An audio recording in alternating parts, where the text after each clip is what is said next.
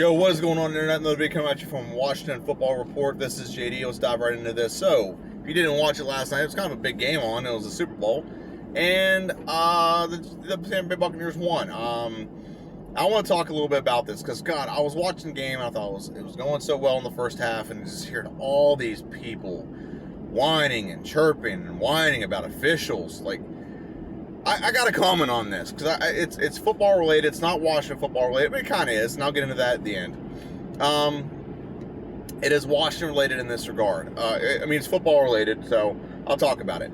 If you're a person who watched that game last night and think that officiating is the reason why the Chiefs lost, you really shouldn't be talking about football. You really shouldn't be commenting on football. You should just watch and just stare at the pretty pictures on the screen. Like, because you don't know football if you don't understand that that's not the reason why that game. 22-point differential is not because of officials. It's not because of officials at all. Okay? So, I'll tell you why the game was the way it was. And I'll get to the officiating here in a second. Let's go over what Tampa did offensively. Offensively, Tampa was able to run the ball. They were on the ball. They could get 5 yards at a time. They were able to convert on 2nd and 5 or 3rd and 2s, things like that. They were able to actually run the football. Second, they were able to protect Tom Brady. Tom Brady, if you compare that to Mahomes, and I'll get into what the Tampa Bay defense did, Mahomes was running for his life compared to Tom Brady. Tom Brady might have got sacked a few times, but for the most part, Tom Brady stayed upright, and he was able to pick the other team apart. The third thing about the Tampa Bay offense, this is what makes Tom Brady so great. You can say what you want about Tom Brady. If you don't like him, that's fine. Okay, you don't have to like the guy. The thing you got to understand about Tom Brady is he gives you the best chance to win because he understands football.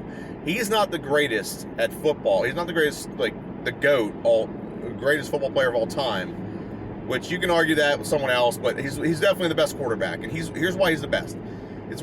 Being the best is not being the most athletic or the best shooter or the best passer or the best tackler. It's being the best at your sport and understanding how to win in your sport. Okay? Tom Brady understands how to win in his sport.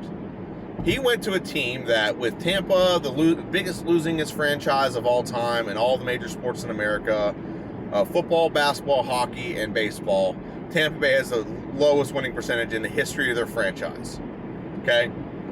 He goes to that team. They were 7-9 last year with a quarterback who threw over 30 interceptions, had more passing yards, but threw 30 interceptions.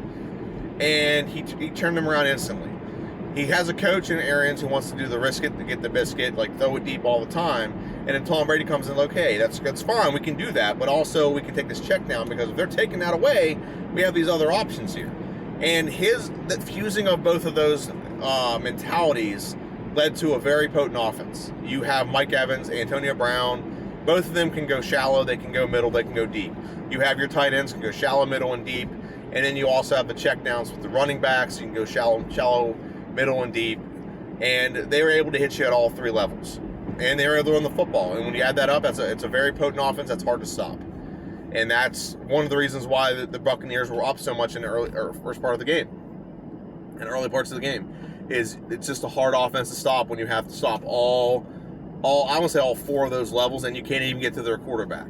You can't get to Tom Brady.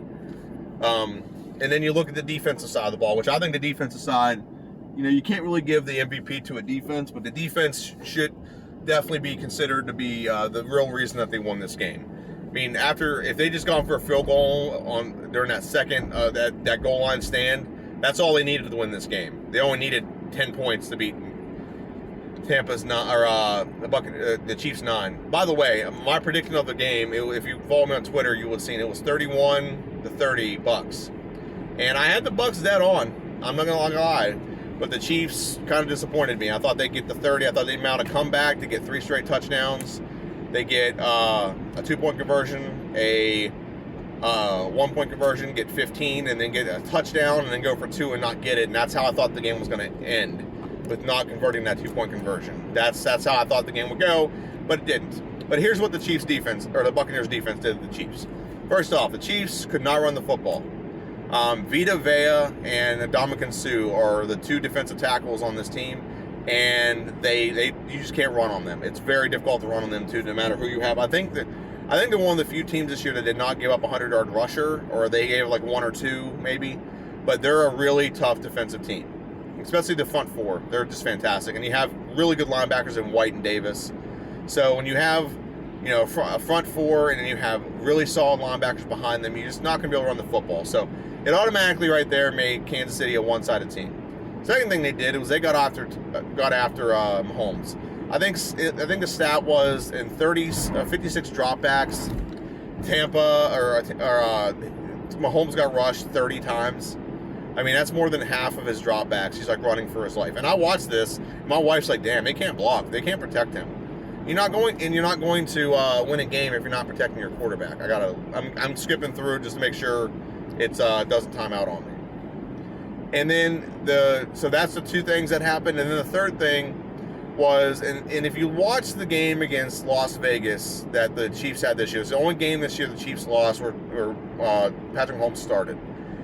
The game against the Las Vegas Raiders, Patrick Mahomes and the Chiefs did not win that game because the Raiders forced them to meticulate the ball down the field. They forced them to get 10 yards at a time. They get the use all four downs to get a first down. They took away the deep ball. They took away a lot of their intermediate stuff too, and forced them to take the check downs all the way down to the running back to get 3 yards at a time.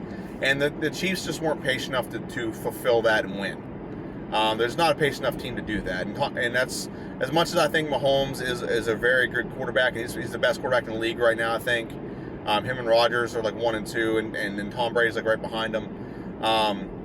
That's one of his downfalls. He's not patient yet. It's going to come with experience. He's going to learn from this, but you got to be able to be adaptive to the situation. He just kept running around and looking for those deep balls. Tampa took away the deep ball. They did not get any chunk plays. The only chunk play they really had was there was a run with Edwards, and he got about a 26-yard gain on a run, but they didn't have very many runs, so he had 1 or 2 of those. But yeah, the Tampa took away the deep ball. They were kind of giving them intermediate throughout the course of the first half, and even the second half. You got a lot of Kels over the middle, 10-yard chunk plays or 7-yard chunks. You can just turn and fall for a first down. But they weren't giving them the deep pass. They weren't giving up the deep balls.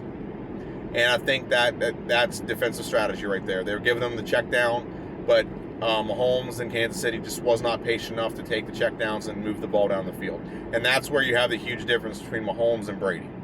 And if you didn't watch the game and understand that's the reason why they won. I mean, you have if it was a close game, 31-30, which is what I predicted, and you can say that there's an officiating call that could have caused the difference.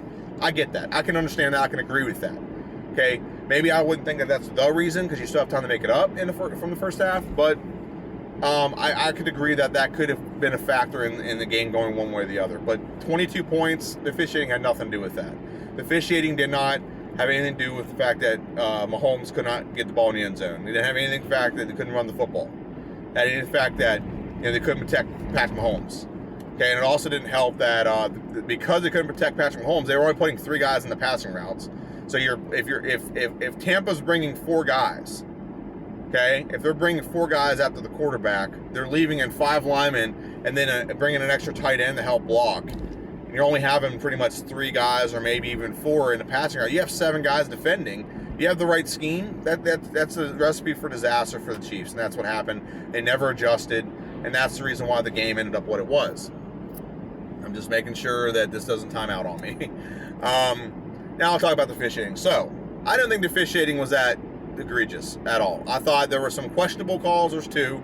There's a pass interference that happened, or a holding call that happened the same play as an interception. So you can say that if you would like to.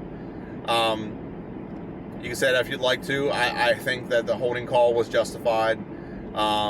Is it questionable? You can say it's questionable. That's fine. I'm not going to disagree and say it's not questionable, but I think it was the right call at the time. And then the last play, the last one I will say is whenever Mike Evans was going up sideline and Breeland tripped him, you can say the ball was out of reach.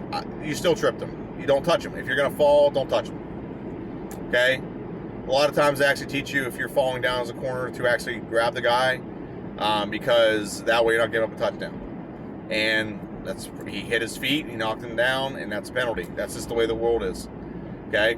And I was watching the game, my wife and I were watching the game, and they were just playing. There's a difference between playing aggressive and playing stupid.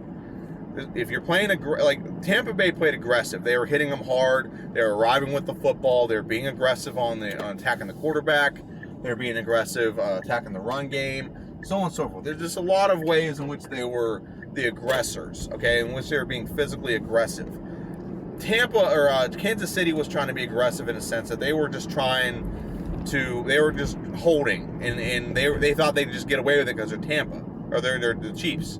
It's not how it works. You got to be able to play within the confines of the rules. Every time Kelsey got the ball thrown to him, he was getting hit by White or Davis. Someone was laying the wood on him every single time. And that's what you mean by being the physical football team. Chiefs were just smacked in the mouth and never responded. Okay? And I just had so many people complaining on Twitter and Facebook and everything, and I was just like loving it. I'm like, why are you guys complaining about this? It's not the difference in the game is not this. Okay? Now, I'm going to say this now. This is where I was going to talk about the Washington part of it. What's crazy is Washington played Tampa better than anyone else in the playoffs this year. Oh, by the way, I'm going to go back to Tom Brady. Tom Brady is by far the GOAT. He's so much the GOAT that he literally is the quarterback this year who had to go through Drew Brees, a Hall of Famer, Aaron Rodgers, a bona fide Hall of Famer, and the MVP, and Patrick Mahomes, who is, I don't know if he's going to be a Hall of Famer. I think he will be. I think he's talented enough to be a Hall of Famer. But he's a reigning Super Bowl champ, a reigning Super Bowl MVP. He had to go through all three of those guys to win. And then what's crazy is Washington did better against Tampa than any of those other teams. Washington's offense did better. Taylor Heineke did better at passing the ball against this defense than Patrick Mahomes. Taylor Heineke had 2 touchdowns against this team, and we lost by 8 points. We did, and if you look at all the games, you look at the New Orleans game, you look at the Packers game, you look at the Super Bowl, Washington did better against the Super Bowl champs than anyone else. So I think that's something. This is why I say, like, if you watch my other videos, I say if we get a quarterback, we got a chance. Like I say, like if we had Deshaun Watson, we would have won the game against Tom Brady. There's not a doubt in my mind. We lost by 8 with a 4th-string quarterback who's been on our team for a month. Imagine what happens when we get a quarterback who is a bona fide superstar in this league. So so I'm not going to get into the quarterback talk right now, but this is why I say, like, we're just very close, and people need to understand that. Fans need to understand, if we just get a decent quarterback, we have a shot. We have a defense. You saw what a good defense can do. You just saw it last night. The best quarterback in the league, the best player in the league, quote unquote, the best player, making all the money, making the big contract, the best player in the league, and a good defense held him to 9 points. 2 field goals in the first half and 1 in the second half. The biggest loss he's ever had, the biggest ass whooping that Patrick Mahomes has ever had in his professional career, and it came in the biggest stage. And it happened because of a good defense. In Washington right now, I mean, other than linebacker, I think we got a good defense. And I think this offseason we're going to address that. So I don't want to get too much into this. This is not a Redskin video, a Washington football video. But there was a little bit of Washington football in it, so I'm going to count this. But I just heard a lot of complaining. I think you're taking a lot of aspects of football away when you start blaming officials. Now, if the game was close, I could. That's a conversation we can have, but it wasn't even close. So this is JD. This is Washington Football Report. I want to thank everyone for listening. Please hit the subscribe button, like, share, subscribe, and hail to the Redskins. So see you.